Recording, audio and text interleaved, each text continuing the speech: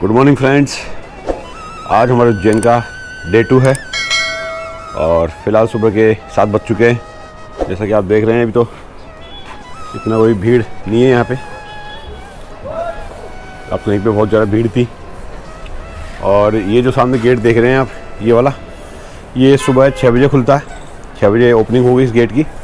और जो भस्म आरती के लिए वो दर्शन करने जाते हैं, भस्म आरती का जो इनका टाइम रहता है वो गेट नंबर 2 सुबह 3 बजे खुल जाता है।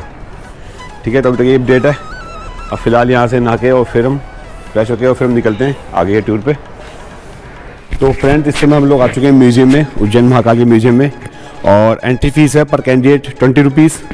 तो हम लोगों ने 5 लोगों के 100 रुपये का टिकट लिया है और 100 रुपये वीडियोग्राफी कैमरा के लिए चार्ज दिया है। आपके ये कार्ड देख सकते हैं आप, इस प्रकार से विजिटर्स कैमरा पास है जिससे आप वीडियो शूट कर सकते हैं। ठीक है, तो अब हम लोग चलते हैं अंदर। और सुबह का जल्दी हम लोग आ गए, तो फिलहाल ये विजिटर्स भी नहीं है, हम लोग ही फ़िलहाल इस म्यूज़ियम को विजिट कर रहे हैं। तो जब भी आप उज्जैन आए तो ये म्यूज़ियम ज़रूर देखें। दोस्तों, उज्जैन में पहले से ही महाकाल लोक बना हुआ है, लेकिन अब त्रिवेणी संग्रहालय में भी आपको बेहतरीन कलाकारी देखने को मिलती है। उज्जैन में लगे कुंभ 2016 के मौके पर पुरातत्व अभिलेखागार विभाग मध्य प्रदेश सरकार ने त्रिवेणी पुरातत्व संग्रहालय की स्थापना की थी। इसमें घूमने के लिए शैव, वैष्णव और शाक्त नाम की 3 दीर्घाएं हैं। इनका नाम भी इसी अवधारणा पर रखा गया था, यानी कि ये 3 पंथ विशेष, शैवयान यानी शिव, कृष्णायन यानी वासुदेव कृष्ण और दुर्गायन यानी देवी दुर्गा की रचना पर आधारित है। इन गैलरी में पत्थर की मूर्तियां, सिक्के, लघु चित्रकला और अन्य सामग्री प्रदर्शित की गई है। भगवानों के बारे में इस संग्रहालय की दीवारों पर काफी जानकारी दी गई है। इस संग्रहालय को सुबह 8 से रात 10 बजे तक घूमा जा सकता है। मंगलवार और अन्य सरकारी छुट्टियों के दिन यह संग्रहालय बंद रहता है।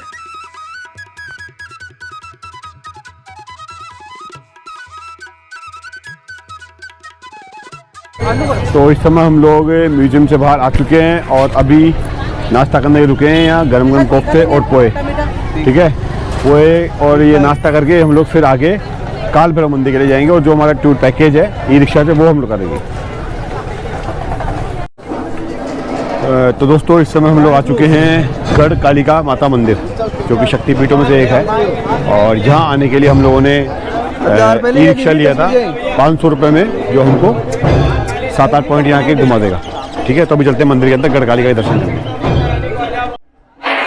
दोस्तों, तांत्रिकों की देवी कालिका के इस चमत्कारिक मंदिर की प्राचीनता के विषय में कोई नहीं जानता। फिर भी माना जाता है कि इसकी स्थापना महाभारत काल में हुई थी। गढ़ नामक स्थान पर होने के कारण इस मंदिर का नाम गढ़ कालिका हो गया है। पुराणों में उल्लेख मिलता है कि उज्जैन में क्षिप्रा नदी के तट के पास स्थित भैरव पर्वत पर मां भगवती सती के होठ गिरे थे। लिंग पुराण के अनुसार जिस समय रामचंद्र जी युद्ध में विजय होकर अयोध्या जा रहे थे, वे रुद्र सागर तट के निकट ठहरे थे। इसी रात्रि को भगवती कालिका भक्ष्य की शोध में निकली हुई इधर आ पहुंची और हनुमान जी को पकड़ने का प्रयत्न किया, परंतु हनुमान जी ने महान भीषण रूप धारण कर लिया। तब देवी डरकर भाग गई। उस समय अंश गालित होकर पड़ गया। जो अंश पड़ा रह गया वही स्थान कालिका के नाम से विख्यात है। दोस्तों, अभी हम लोग माँ गढ़ कालिका के दर्शन करके आ चुके हैं और अंदर अभी आरती हो रही थी। इस वजह से हमें आधा घंटा बहुत आरती का आनंद भी मिला और सामने दर्शन करके आए हैं।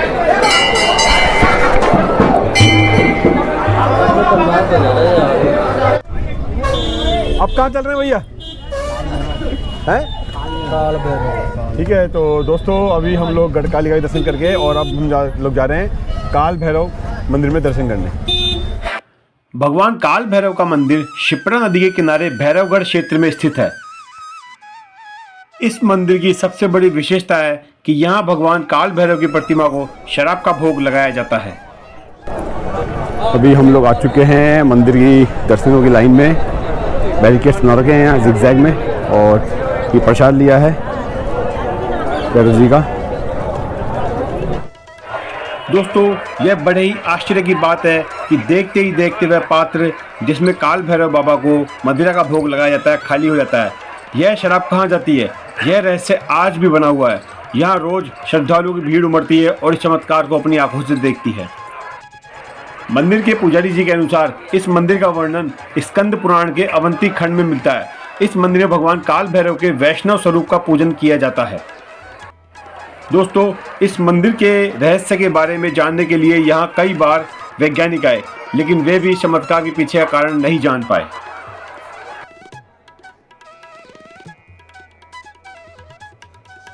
तो दोस्तों, अभी हम लोग बाबा काल भैरव दर्शन करके बाहर आ चुके हैं और बहुत ही बढ़िया दर्शन हुए हमें। यहाँ पे मदिरा का प्रसाद ही काल भैरव जी के लगता है, जो कि हमने भी यहाँ चढ़ाया और बहुत बड़े दर्शन हुए। करीब 15 से 20 मिनट में हम लोगों के दर्शनों के नंबर आ गए। अब यहाँ थोड़ी फोटोग्राफी और वीडियोग्राफी करके हम लोग यहाँ से आगे बढ़ेंगे। ठीक है दोस्तों, एक बार फिर से आप देख लीजिए काल भैरव मंदिर का पूरा व्यू।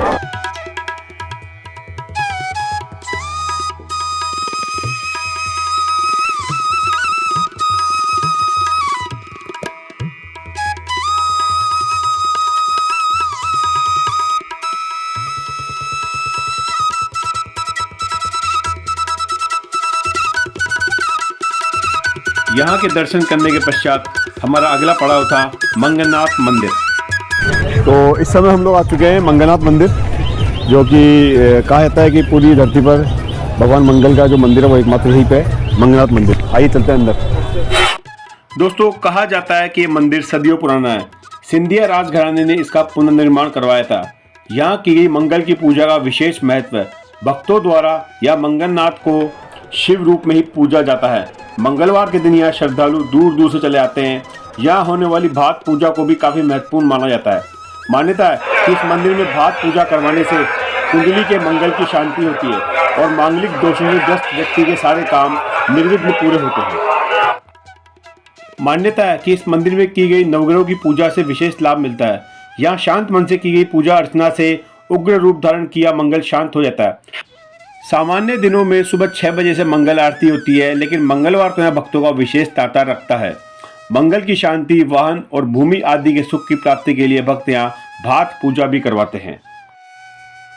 और अब भगवान मंगलनाथ को प्रणाम करके हम हमारी यात्रा पे आगे बढ़ चले। तो अभी हम लोग मंगलनाथ मंदिर में दर्शन करके आ चुके हैं और अब यहाँ से अब नेक्स्ट डेस्टिनेशन है, वहाँ हम लोग जा रहे हैं। अभी हम लोग आ चुके हैं महर्षि संदीपनी आश्रम। ठीक है, अंदर चल के दर्शन करते हैं और आपको भी दिखाते हैं। दोस्तों, महर्षि संदीपनी आश्रम वह स्थान है जहाँ श्री कृष्ण, बलराम जी व श्री कृष्ण के मित्र सुदामा जी ने शिक्षा प्राप्त की थी। यह वही स्थान है जहाँ श्री कृष्ण को जगत गुरु की उपाधि मिली। यहाँ पर आप महर्षि संदीपनी मंदिर, कुंडेश्वर महादेव मंदिर और गोमती कुंड भी देख सकते हैं। इस आश्रम को गुरुकुल के नाम से भी जाना जाता है। उज्जैन में स्थित यह आश्रम महाभारत काल की शुरुआत में पढ़ाई का मुख्य केंद्र था। आश्रम के पास के इलाके को अंकपात के नाम से भी जाना जाता है। ऐसा माना जाता है कि यह जगह भगवान श्री कृष्ण द्वारा अपनी लेखनी को धोने के लिए उपयोग किया गया था। कहते हैं कि पहले यह आश्रम घास फूस का बना हुआ था, लेकिन बाद में इसे बचाने के लिए पक्का बना दिया गया। यहाँ के पुजारियों का कहना है कि यह आश्रम 5266 साल पुराना है। आश्रम के एक बहुत बड़े हिस्से में कैमरे से वीडियोग्राफी करना अलाउ नहीं है, लेकिन जैसा कि हमने देखा, आश्रम में भगवान श्री कृष्ण, बलराम और सुदामा की बैठी हुई बाल स्वरूप की प्रतिमाएं स्थापित है। सभी एक साथ विद्यार्थी की तरह हाथों में स्लेट और कलम लेते हुए दिख रहे हैं। जब बाल कन्हैया पढ़ने के लिए आए तब उनकी उम्र 11 साल की थी। तो दोस्तों, इस समय हम लोग आ चुके हैं भरतरी गुफा और यहाँ से आगे चलते हैं भरतरी गुफा के दर्शनों के लिए।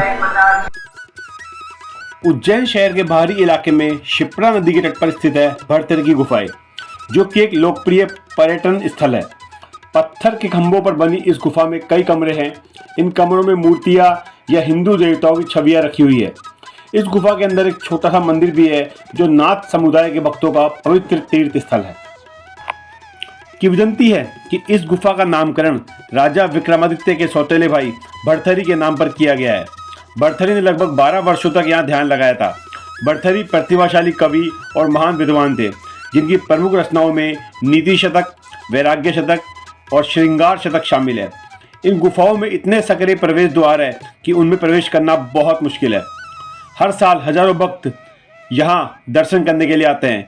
नाथ संप्रदाय के संत तो गुफाओं के बाहर तंबू लगाकर ध्यान भी लगाते हैं। इस समय हम लोग आ चुके हैं बर्तरी गुफा में, ठीक है, और बहुत ही सकड़ा रास्ता बन जाते हैं आने का, लेकिन अंदर बहुत ज़्यादा स्पेस है, बहुत सारे स्थान हैं बाबा भरतरी के।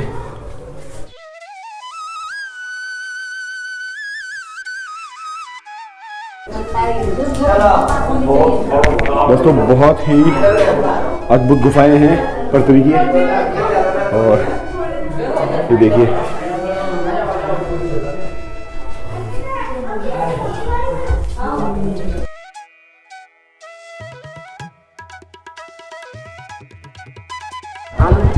तो दोस्तों फिलहाल हम लोगों ने जो हमारा ई रिक्शा किया था वो हमने छोड़ दिया है, और इस समय हम लोग आए हैं रामघाट, और ये मेरे पीछे आप देख सकते हैं रामघाट। 14 साल के वनवास के दौरान भगवान श्री राम और सीता माता ने शिप्रा तट के किनारे पूर्वजों का श्राद्ध और तर्पण किया था, जिसके बाद शिप्रा नदी का यह घाट रामघाट के रूप में जाना जाने लगा। आज भी बड़ी संख्या में श्रद्धालु अपने पूर्वजों की मोक्ष की प्राप्ति के लिए यहाँ पर तर्पण और पूजा करने के लिए आते हैं। पुराणों के मुताबिक शिप्रा नदी को भगवान महाकाल की गंगा के रूप में भी जाना जाता है। अमृत मंथन के दौरान शिप्रा नदी के रामघाट के समीप स्थित सुंदर कुंड में अमृत की बूंदें गिरी थी, इसलिए शिप्रा नदी का महत्व और भी अधिक बढ़ जाता है। इसके बाद रामघाट से करीब 1 किलोमीटर के वॉकिंग डिस्टेंस पे हम लोग पहुंच गए हरसिद्धि माता मंदिर। तो दोस्तों फिलहाल हम लोग आ चुके हैं हरसिद्धि माता मंदिर। उज्जैन में राजा विक्रमादित्य की आराध्य देवी मां हरसिद्धि का मंदिर मौजूद है। इस मंदिर की गिनती 52 शक्तिपीठों में की जाती है। उज्जैन की रक्षा के लिए इसके आसपास देवियों का पहरा है, और जिस जगह पर माता हरसिद्धि का मंदिर है वहां पर माता सती की कोहनी गिरी थी। वेदों और पुराणों में इस मंदिर का उल्लेख मिलता है।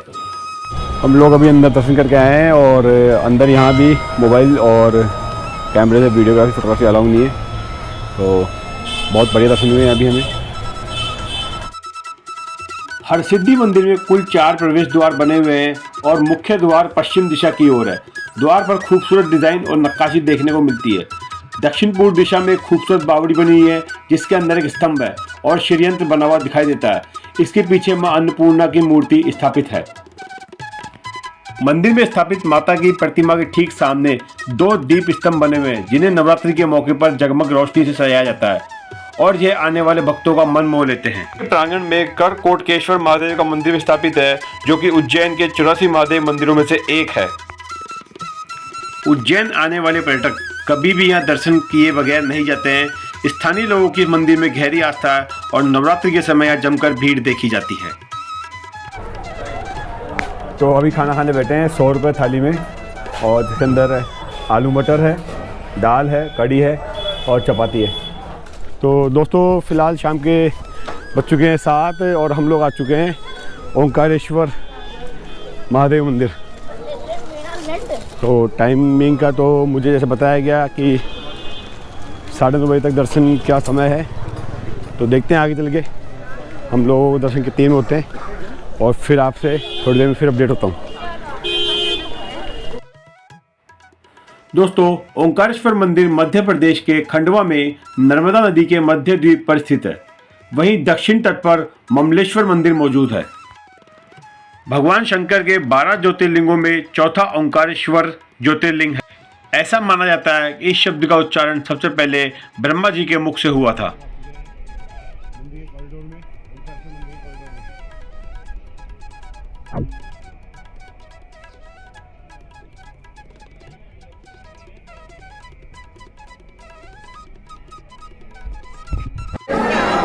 तो दोस्तों हम लोगों ने दर्शन कर लिए हैं। 8:30 बजे तक ही दर्शन ओपन रहते हैं। हम लोगों ने पहले सर्च कर लिया था, इस हिसाब से हम लोग यहाँ आए थे, और बहुत बढ़िया दर्शन हुए, बहुत बढ़िया, बहुत लाजवाब। मुश्किल से हमें 10 मिनट से ज़्यादा समय मिलेगा दर्शन करने में, बहुत बढ़िया व्यवस्था। और अब भी शायद शयन आरती होगी, तो ये जस्ट हम लोग सामने से बाहर से आए हैं यहाँ से दर्शन करके। और उधर से लाइन लगी हुई थी। ठीक है, तो बहुत ही बढ़िया, बहुत ही अलौकिक श्रृंगार बाबा का। मैं आज यहाँ दूसरी बार आया हूँ, इससे पहले मैं एक बार आया था, तो उसमें काफ़ी चेंज हो चुका। तो आज भी रात को मैंने दर्शन किए, पिछली बार मैंने दोपहर के दर्शन किए थे, आज जो रात को जो दर्शन हुए बहुत बढ़िया। तो अभी अजय बाबू में कुछ कहेंगे कि दर्शन करके कैसा लगा? ये अमन बाबू कुछ बहुत अच्छे दर्शन हुए आज, हमारे जैसा सोचा नहीं था, वैसे उससे भी कई गुना अच्छे दर्शन हुए। हम बहुत स्पीड से पक के आए हैं दर्शन के लिए, भाई पट बंद नहीं हो जाए। ठीक है दोस्तों, अभी यहाँ थोड़ी देर बैठेंगे हम और उसके बाद वापस हम बाहर जाके फिर बाहर के आपको सीन दिखाएंगे। ओंकारेश्वर में भगवान शिव का ज्योतिर्लिंग ओंकारेश्वर और ममलेश्वर दो रूपों में विराजमान है। ऐसी मान्यता है कि भगवान शिव यहाँ माँ पार्वती के साथ विराजमान है और रात्रि में यहाँ विश्राम करते हैं। साथ ही दोनों चौसर भी खेलते हैं। इसके लिए यहाँ मंदिर में चौसर, पासे, पालना और सेज भी सजाए जाते हैं। सावन के महीने में यहाँ भक्तों का तांता लगा रहता है। खास बात यह है कि मंदिर का निर्माण उत्तर भारतीय वास्तुकला में किया गया है। 5 मंजिला इस मंदिर में सबसे नीचे है ओंकारेश्वर देव, फिर श्री महाकालेश्वर, श्री सिद्धनाथ, श्री गुप्तेश्वर और अंत में ध्वजाधारी देवता विराजमान है। ओंकारेश्वर मंदिर नर्मदा नदी के बीच मंदाता और शिवपुरी द्वीप पर स्थित है।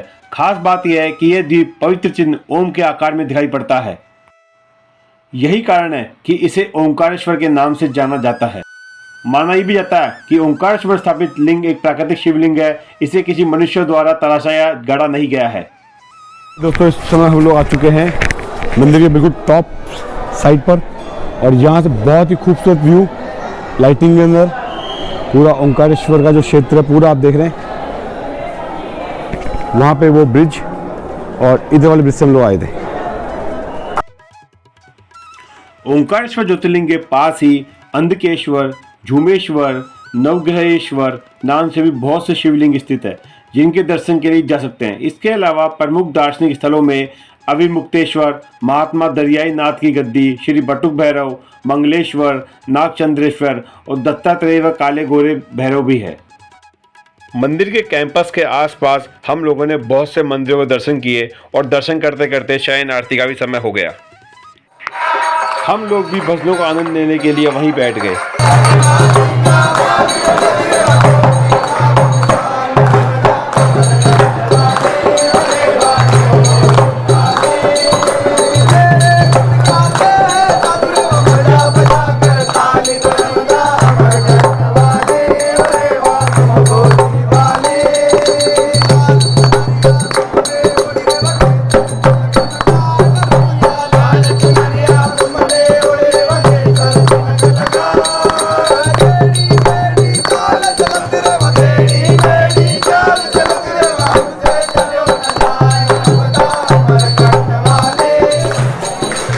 दोस्तों, देखा आप लोगों ने भाव भक्त विभोर, भक्त बिल्कुल भोले बाबा के भाव में डूबे हुए, बिल्कुल भजन कीर्तन में लगे हुए और बहुत ही मतलब मस्त माहौल कि खुद तो रोक नहीं सकते हो आप यहाँ पे इस भक्ति में माहौल में मिक्स होने में।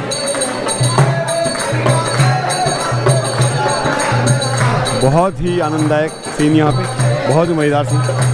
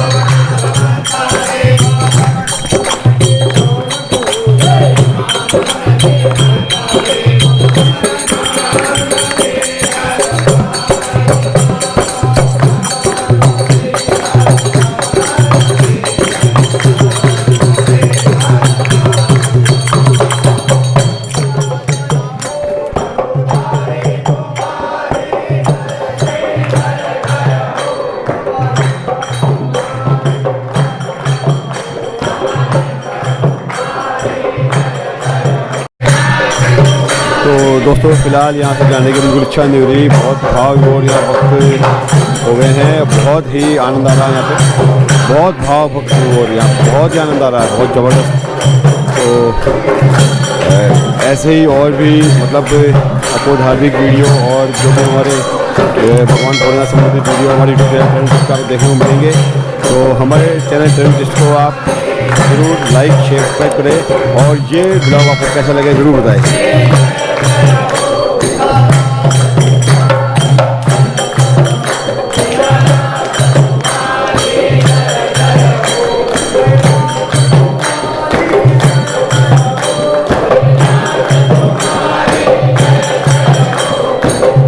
दोस्तों हम लोगों ने दोबारा शयन आरती के दर्शन भी किए हैं और वापस सौभाग्य हमें प्राप्त हुआ कि शयन आरती हम लोगों ने की और अभी बज चुके हैं 10। अभी यहाँ से वापस हम हमारी गाड़ी जहाँ लगी है पार्किंग में वहाँ जा रहे हैं और फिर वहाँ से हमारा जो भी आज नाइट स्टे का व्यवस्था देख के और फिर आपसे वापस मिलता हूँ। तो नेक्स्ट अपडेट ये है कि दोस्तों हम लोगों ने फ़िलहाल 2 रूम रेंट पे लिए हैं और मैं आपको हमारे रूम दिखाता हूँ।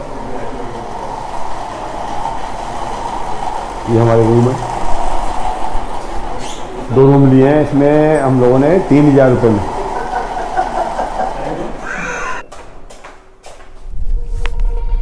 ठीक है दोस्तों, अभी जा रहे हैं हम लोग खाना खाने। रात के बज चुके कितने?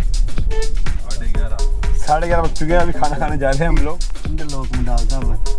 और ये पीछे हमारी होटल थी, आगे बस स्टैंड है या पार्किंग जो स्टैंड है, वहाँ हम लोग खाना खाने जा रहे हैं। मिलते हैं थोड़ी देर में फिर। तो दोस्तों फ़िलहाल हमारे टूर का आज सेकंड डे यहीं पे ख़त्म होता है। जैसा कि आपने पूरे वीडियो में देखा कि सुबह हम लोग उज्जैन में एक ई रिक्शा किया जहाँ से हम लोगों ने लोकल पॉइंट्स घूमे और उसके बाद हम सीधे करीब 150 किलोमीटर दूर ओंकारेश्वर में आए। या ओंकारेश्वर मंदिर में हम लोगों ने दर्शन किए और रात की शयन आरती भी की। अब कल का हमारा प्लान है यहाँ से सांवरिया सेठ जाने का, तो वो आप हमारे नेक्स्ट एपिसोड में देखेंगे सांवरिया सेठ का वीडियो। और आपको हमारा ये वीडियो कैसा लगा कमेंट कर जरूर बताएं और हमारे चैनल ट्रेंड लिस्ट को लाइक शेयर और सब्सक्राइब करें। Thanks for watching.